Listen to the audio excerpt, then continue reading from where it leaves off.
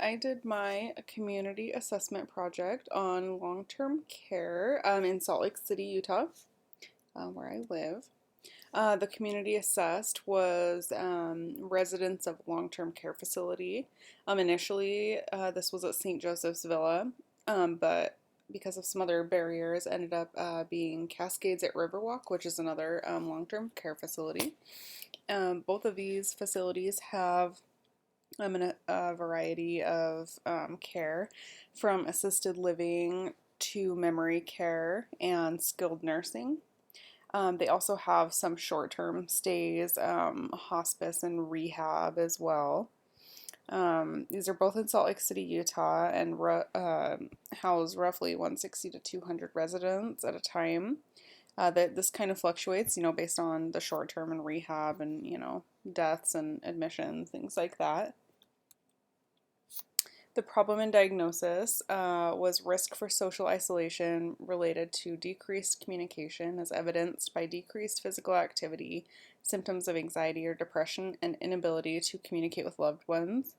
Um, Obviously, this is kind of a barrier that is, or I guess not a barrier, but a problem all the time, because so many of these people have had a death of a partner or a change in health or marital status. They might not have people who can care for them, or it could just be a life change, and they had to move into a facility because they were no longer able to safely care for themselves. Um, the A lot of these residents experience social isolation and depression because of those things I mentioned. A major life event, they're scared. When people start developing Alzheimer's and dementia, they're often very afraid. They have anxiety surrounding, that feeling that something's not right. They know that. And then, once they're there, they're not able to do what they want. They can't see their friends, they can't see their family, they can't just make a call or go out when they want. Um, and all of these problems right now are definitely being enhanced by COVID. A lot of facilities have really strict precautions right now, including quarantining anytime a resident leaves the facility or has visitors. So really severe. I know that at the Cascades at Riverwalk, if family wants to visit, they have to set up an appointment. It's limited to a certain amount of time. It's set up in a room with a glass divider. It basically feels like you're having a prison visit, and I think that's just so sad for these people. This is their home, and this is how they're having visits. They can't just live their lives, and I'm sure that would be so depressing. That's kind of my own personal opinion, but I do think that that is why we're seeing a lot of this increased social isolation. Based on that, my goal throughout this project was to gather donations of activities such as like coloring books and activity books and drawing and writing and things to kind of stimulate their their minds and make them feel a little bit cared for, knowing that somebody brought this to them. Um, maybe with some of this stuff, they could even do the activities with other residents of the facility.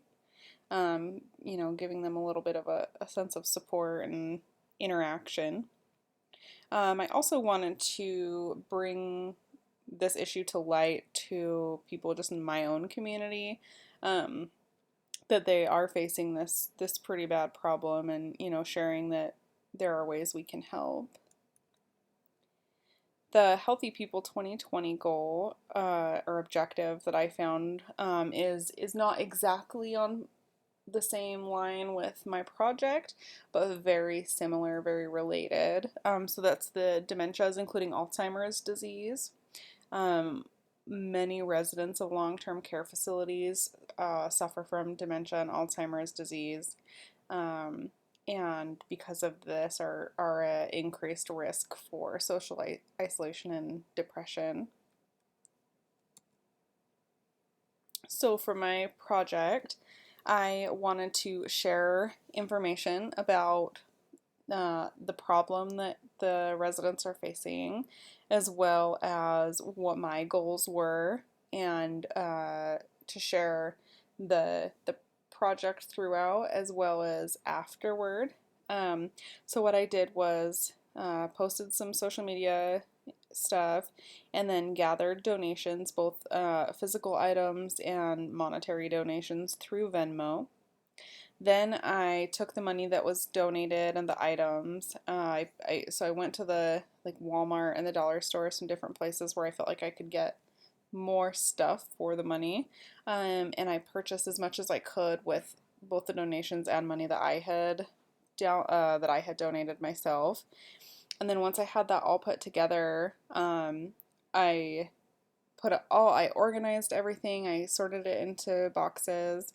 I did take photos to share with for this presentation as well as with the people who had donated. Um, and then I delivered it to the facility.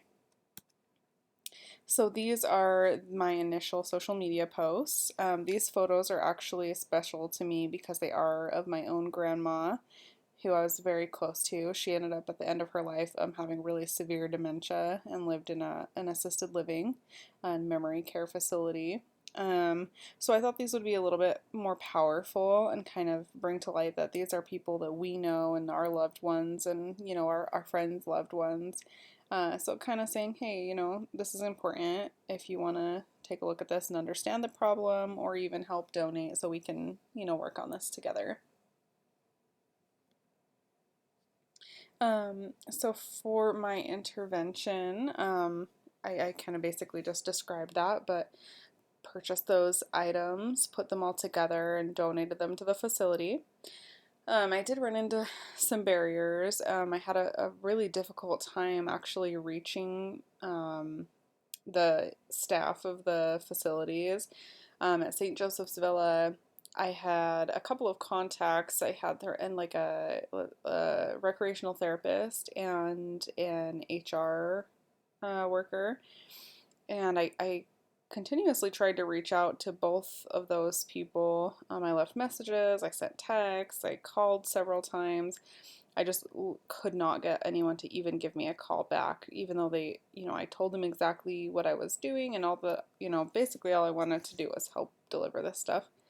Um, I did run into a similar problem at the Cascades at Riverwalk, but I had some contacts there, so I was able to kind of sort that out, and ended up getting it to them. Um, that's kind of overall what the intervention was and what happened.